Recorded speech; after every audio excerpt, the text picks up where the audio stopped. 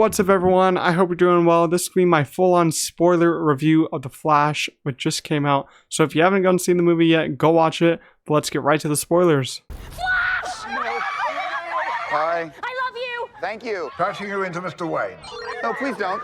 Alright, I want to open this up saying that I still think that this movie's great. I love the Flashpoint story, so this story kind of holds a special place in my heart. And I have a lot of different feelings about a lot of different scenes.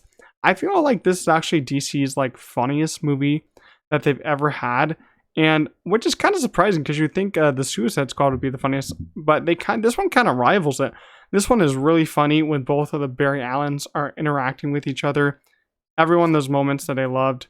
But let's talk about the opening of this movie, the whole first act, when Barry is just starting to use his powers. He goes to the shop to get his little sandwich that he likes to get, but the girl's not there, so he has to wait a long time. He's low on energy. They have to go save a hospital from being robbed. And then you have Ben Affleck's Batman chasing people on the highway. Ben Affleck's Batman chase scene was awesome. Oh my goodness. When he was jumping through all the cars on the highway, I was like, damn, that is so cool. I love that part. But then Barry was saving all the babies. That was pretty funny. But I thought the VFX on the babies was pretty, it was a little iffy. Like I said in my first review, the VFX is not great in a lot of these scenes, so I felt it was kind of weird. But he was saving those babies. It was so funny when he put one of them in the microwave. I was like, come on, bro. And then he had to throw the burrito to he had to throw the burritos at the knives so the knives didn't hit the babies. But he did end up saving them, so that's good. And I didn't talk about this in the first review, but Barry's suit in this one, I kind of have a love-hate relationship with it. I like parts of it, but then I don't like how it kind of looks when it's like still. But I like it when he's running. I feel like it looks pretty cool. And we also see Wonder Woman in the first act. She's hardly in it. It's like a little cameo. I don't know why they keep putting Wonder Woman in all these movies. Like, you don't really need her. She's such a little cameo. You don't really need her in this movie. But I guess it's going to get rebooted, so it doesn't really matter anyways. But then we have this whole first act of Barry kind of going with his work friends, I guess you could call him, and do his job. He talks to Iris West. I feel like that this first act just moves by so quickly. It doesn't have time to breathe, so I don't feel like I like this first act as much as I like the second and third act. And I just wish there was a little bit more before Barry goes back in time, because Barry goes straight to it. He's on the phone with his dad, and then he starts to go back in time, and then he tells Bruce he's doing it, and so then he goes full on back in time, and there he meets Barry number 2. He's 18, and his parents are both still alive. And Barry number 2 is so hilarious. Ezra Miller did such a great job playing both of these characters back to back, keeping one pretty funny and the other one kind of serious, because the funny one hasn't had to deal with as much a loss as the other one had.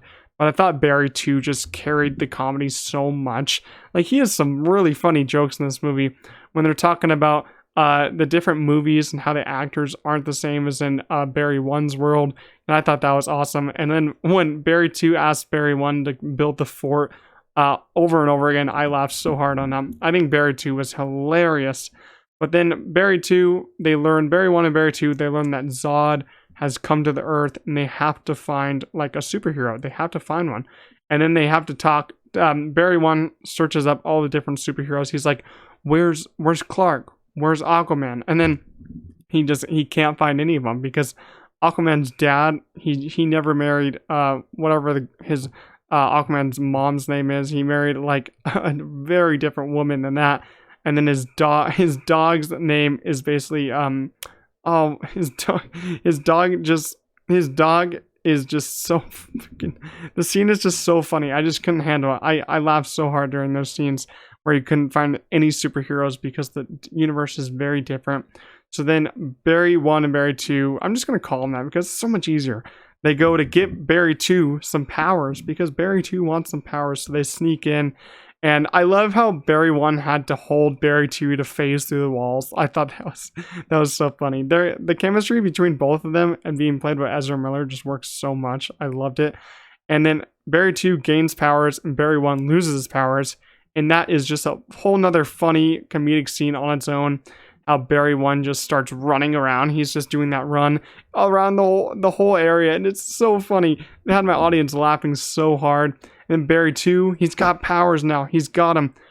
But he literally runs so fast that his clothes just burn up and he's naked. I guess that's where the partial nudity in this movie is. He's naked in his apartment, and then he just phases through the floor, and he's like, oh, we gotta move now.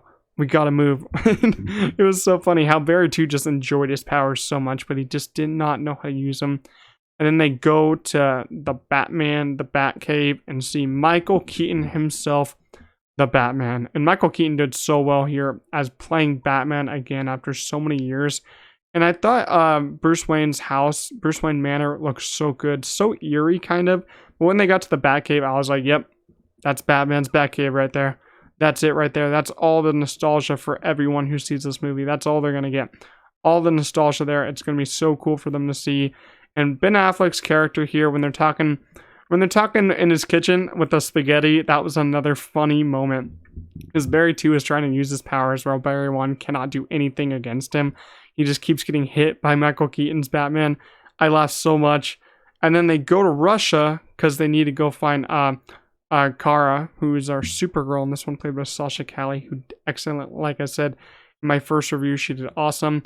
This Russia scene was probably my favorite part of the movie. This whole second act, when Barry 1 and Barry 2 meet, go to Michael Keaton, Batman's manor, and then go to Russia. That's my favorite part of the movie. Second act is like so good. But Russia scene was awesome. I loved her little fighting styles. I loved how Barry 2, he got shot in the leg, and he was like, oh, I didn't know we could get shot in the leg. And Barry 1's like, yeah, we do. And I'm like, dude, you should have moved. You're the Flash. You're faster than a bullet. And he's like being so dramatic over it. And Barry's 1 like, you're gonna heal. You're fine. You're gonna heal. And I was like, oh my gosh, Barry 2 is just so dramatic in this movie because he hasn't dealt with anything.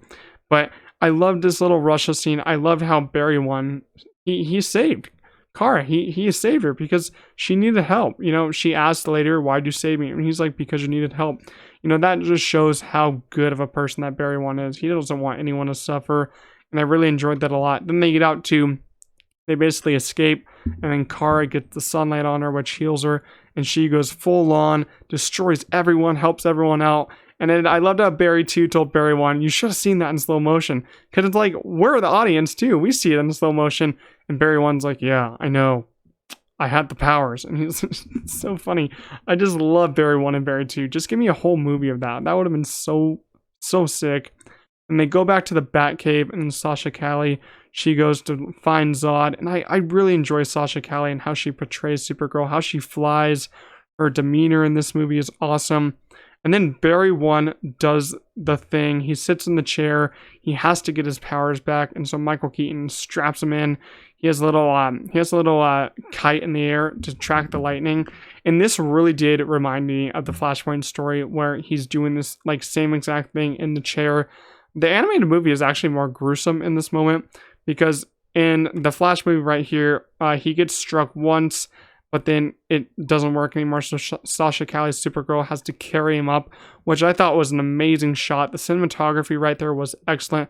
He gets struck again, comes down. We think that he doesn't get his power back, but he does. He gets him back.